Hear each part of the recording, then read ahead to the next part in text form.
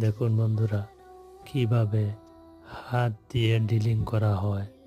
এর জন্য টুলস বানাইতে কি কি সরঞ্জাম লাগে দেখে নিন।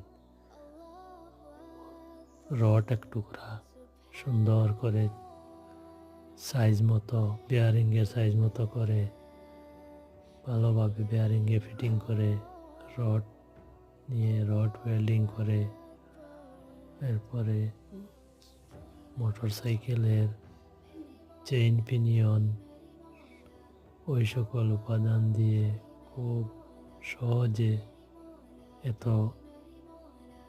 কাজের টুলস বানানো যায় যে ইলেকট্রিক ছাড়াও হাত দিয়ে ঘুরিয়ে ঘুরিয়ে, যেমন পাতি লাকড়ি এইসব জিনিসে হোল করা যায়।